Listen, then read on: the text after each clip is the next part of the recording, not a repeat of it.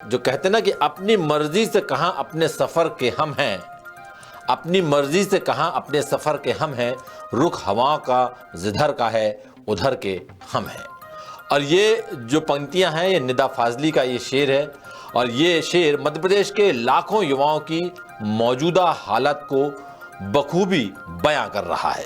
एक बेतुके सरकारी नियम ने युवाओं की रात की नींद और दिन का चैन छीन लिया है, और पैच इतना तगड़ा है कि वो अपनी मर्जी से कुछ भी नहीं कर पा रहे हैं। उनकी दशा और दिशा कानूनी और सियासी हवाओं के रुख के हिसाब से तय हो रही है, और हवाओं का रुख कभी हाई कोर्ट की तरफ होता है तो कभी सुप्रीम कोर्ट की तरफ, कभी सरकारी दफ्तरों की तरफ तो कभी नेता नगरी की तरफ, लेकिन हर बार हासिल आता है शून्य।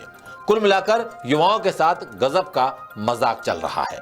अब ताजा अपडेट यह है कि ओबीसी आरक्षण को लेकर सुप्रीम कोर्ट में 2 नई याचिकाएं लगी हैं। साथ ही मध्य प्रदेश हाईकोर्ट में 27% ओबीसी आरक्षण को लेकर जितनी भी याचिकाएं लगी हैं वो सभी सुप्रीम कोर्ट में ट्रांसफर हो गई हैं, जिन पर अब आने वाले 25 तारीख को यानी इसी महीने की 25 नवंबर को सुनवाई होनी है।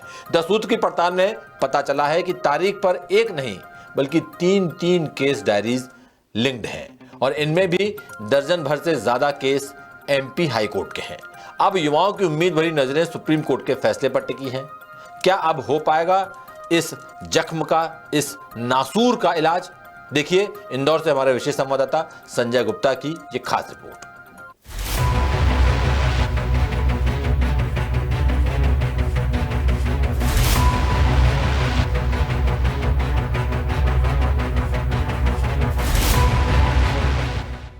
शायद मध्य प्रदेश सरकार के पास युवाओं की बात सुनने, उनकी समस्याएं जानने और रोजगार जैसे अहम मुद्दे पर झांकने का वक्त ही नहीं है, क्योंकि अगर सरकार समय पर गंभीरता से इस मुद्दे पर ध्यान देती तो शायद ओबीसी आरक्षण और 87-13% फॉर्मूले का छोटा सा जख्म आज इतना बड़ा नासूर ना बन पाता, और ऐसा नासूर जिसका इलाज आज तक अदालत भी नहीं कर पाई है।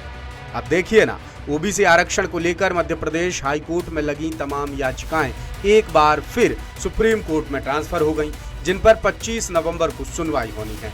द सूत्र ने तमाम याचिकाओं की गंभीरता से पड़ताल की और जाना कि आखिर पेंच कहां फंस रहा है। सुप्रीम कोर्ट की वेबसाइट खंगालने पर पता चला कि 25 नवंबर को एक नहीं बल्कि 3 केस डायरीज लिंक्ड हैं, जिनमें केस डायरी नंबर 16,430 समेत 24,541 और 23,299 भी शुमार है। ये सभी केस डायरीज 2023 की हैं। द सूत्र ने केस डायरीज के साथ लिंक केसेस की जानकारी निकाली तो पता चला कि सुप्रीम कोर्ट में 2019 से 2023 तक के दौरान दायर की गई याचिकाएं भी शामिल हैं। इनमें 27% ओबीसी आरक्षण को लेकर मूल याचिका 5,901/19 समेत 16,552/19, 10,310/19, 11,330/19, 15,662/19, 3,757/20, 542/21, 8,750/22, 24,847/22, 599/23, 12,398/23, 20,791/23, 1,868/23 और बाकी याचिकाओं को रखा गया है। अब हाई कोर्ट से लेकर सुप्रीम कोर्ट तक तारीख पे तारीख का सिलसिला देखें तो सर्वोच्च अदालत 4 नवंबर को 2 ट्रांसफर याचिकाएं, याचिका नंबर 2,827/22 और 2,885/24 खारिज कर चुकी है। साथ ही सुप्रीम कोर्ट ये आदेश भी दे चुका है कि ट्रांसफर याचिकाओं पर सुनवाई के लिए हाई कोर्ट स्वतंत्र है। इन याचिकाओं में 87-13% फॉर्मूले की 13% कैटेगरी की मेरिट लिस्ट जारी करने की मांग की गई है।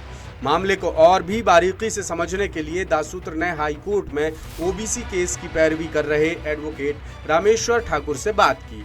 उन्होंने बताया कि हाई कोर्ट में याचिकाओं की सुनवाई क्यों नहीं हो पाई, 87-13% फॉर्मूले और ओबीसी आरक्षण के फेर में कितने युवा फंसे हैं और सुप्रीम कोर्ट में होने वाली अगली सुनवाई में क्या क्या हो सकता है।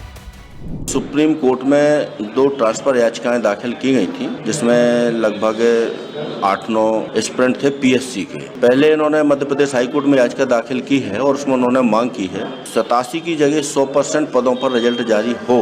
ओबीसी का जो आरक्षण है वो 14 लागू करके 100% पर बनाए, ना कि 13% होल्ड करें। तो उन याचिकाओं की सुनवाई यहाँ पर हाई कोर्ट में नहीं हो पाई, तो उन्होंने सुप्रीम कोर्ट में 2 ट्रांसफर याचिकाएं दाखिल की थी। तो सुप्रीम कोर्ट ने वो दोनों याचिकाएं निरस्त करते हुए ऑब्जर्वेशन दिया है कि यदि सुप्रीम कोर्ट का किसी भी प्रकार का अंतरिम आदेश नहीं है तो मध्य प्रदेश हाई कोर्ट जो रिजर्वेशन से संबंधित पेंडिंग याचिकाएं हैं उनको डिसाइड करे।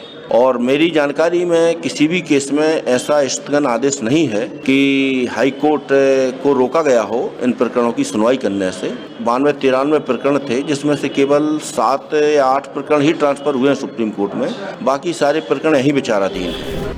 यानी सुप्रीम कोर्ट में मामला पहुंचने के बावजूद करीब 85 केस हाई कोर्ट में विचाराधीन है, लेकिन ताज़ा याचिकाओं पर सुनवाई सुप्रीम कोर्ट ही करेगा, जिसके बाद अब फिर से सरकारी परीक्षाओं के उम्मीदवारों की धड़कनें बढ़ गई हैं। उनका कहना है कि साल दर साल परीक्षाओं में देरी और हाई कोर्ट सुप्रीम कोर्ट में केस लगने की वजह से बेवजह कीमती वक्त बर्बाद हो रहा है। हमारे सामने अंधकार रहता है कि हम अपनी गलतियों को कैसे पहचानें। ये बहुत बड़ी समस्या है। मतलब 2019 से जो प्रोविजनल लिस्ट का मुद्दा है वो अभी तक पेंडिंग डला हुआ है। असमंजस की स्थिति में अभी भी बनी हुई है और वो आगे तैयारी करें क्या ना करें इस समस्या में है। 2019 से 2024 चल रही, 5 साल से वो छात्र समस्या में अभी भी है। अब मूल याचिका की बात करें तो ये याचिका मेडिकल एजुकेशन विभाग की परीक्षा के उम्मीदवारों ने मध्य प्रदेश सरकार के खिलाफ दायर की थी। इसमें कहा गया था 2019 में ओबीसी आरक्षण को लेकर मध्य प्रदेश का ऑर्डिनेंस नंबर 2 जारी किया गया था, जिसमें ओबीसी आरक्षण 14 से बढ़ाकर 27% कर दिया गया था। याचिकाकर्ताओं ने ओबीसी आरक्षण के बढ़े हुए दायरे को असंवैधानिक बताया था, क्योंकि मध्य प्रदेश में अनुसूचित जाति यानी एससी को 16% और अनुसूचित जनजाति यानी एसटी को 20% आरक्षण मिल रहा था।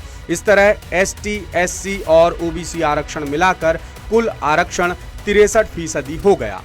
याचिका पर हाईकोर्ट ने अंतरिम आदेश दिया कि केस की सुनवाई जारी रहेगी, लेकिन तब तक प्रदेश सरकार 14% से ज्यादा ओबीसी आरक्षण ना दे। लेकिन सरकार ने कोर्ट के आदेश के बीच का रास्ता निकालकर सितंबर 2022 में 87-13% फॉर्मूला लागू कर दिया। साथ ही 14% ओबीसी आरक्षण के हिसाब से 87% कैटेगरी का रिजल्ट जारी किया और 13% पद ओबीसी और अनारक्षित वर्ग के लिए अलग रख दिए। सरकार ने कहा कि जब ओबीसी आरक्षण पर अंतिम फैसला हो जाएगा तब 13% होल्ड रिजल्ट जारी किए जाएंगे। यानी यदि ओबीसी आरक्षण 27% हुआ तो 13% पद ओबीसी वर्ग को मिलेंगे, वरना अनारक्षित कोटे में ये पद चले जाएंगे। 2019 के बाद 2020 और 2021 की राज्य सेवा परीक्षाओं के फाइनल रिजल्ट जारी हो गए और 87% कोटे का रिजल्ट जारी कर 13% कोटे के रिजल्ट रोक लिए गए। सरकार के बेतुके फॉर्मूले की वजह से एमपीपीएससी समेत ईएसबी और बाकी भर्ती परीक्षाओं के रिजल्ट भी रुक गए, जिसकी चक्की में फिलहाल लाखों उम्मीदवार पिसने को मजबूर हैं। इस मायाजाल से बाहर निकलने के लिए उम्मीदवार बीते 5 साल से छटपटा रहे हैं। उनका कहना है कि ओबीसी आरक्षण का पैंच और 87-13% फॉर्मूला एक लाइलाज बीमारी बन चुका है। सबसे हैरानी की बात यह है कि लाखों युवाओं से जुड़े इतने अहम मसले पर सरकार का कोई ध्यान ही नहीं है। युवाओं की परेशानियों के मद्देनजर द सूत्र ने एडवोकेट रामेश्वर ठाकुर से समझा कि आखिर पैंच क्यों और कहां फंस रहा है। जवाब में एडवोकेट ठाकुर ने एमपीपीएससी के उदाहरण से मामले को समझाने की कोशिश की।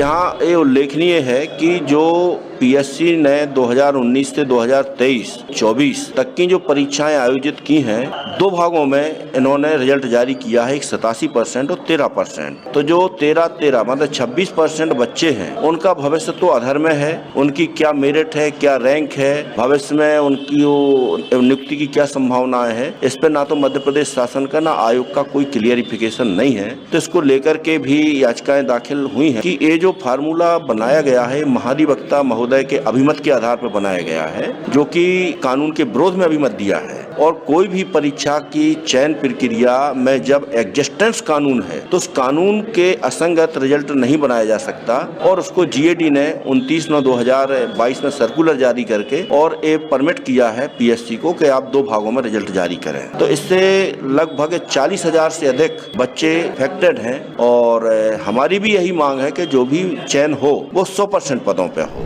कुल मिलाकर मौजूदा स्थिति में मध्य प्रदेश के युवाओं के लिए ओबीसी आरक्षण और 87-13% फॉर्मूला ऐसा यक्ष प्रश्न बन गया है जिसका उत्तर धर्मराज युधिष्ठिर के पास भी नहीं है। सरकार की तरफ से कोई ठोस पहल नहीं हुई, इसलिए उम्मीदवारों ने हाई कोर्ट से इंसाफ मांगा, लेकिन वहां भी हल नहीं निकला और याचिकाओं को सुप्रीम कोर्ट में ट्रांसफर कर दिया गया। फिर सुप्रीम कोर्ट ने सुनवाई के लिए हाई कोर्ट को स्वतंत्र कर दिया। गाड़ी कुछ आगे बढ़ पाती उससे पहले सुप्रीम कोर्ट में 2 नई याचिकाएं लग गईं और अब सबकी नजरें एक बार फिर सर्वोच्च अदालत में 25 नवंबर को होने वाली सुनवाई पर टिकी हुई हैं। साथ ही युवाओं के मन में सवाल ही उठ रहे हैं कि क्या अब वाकई हो पाएगा इस नासूर का इलाज।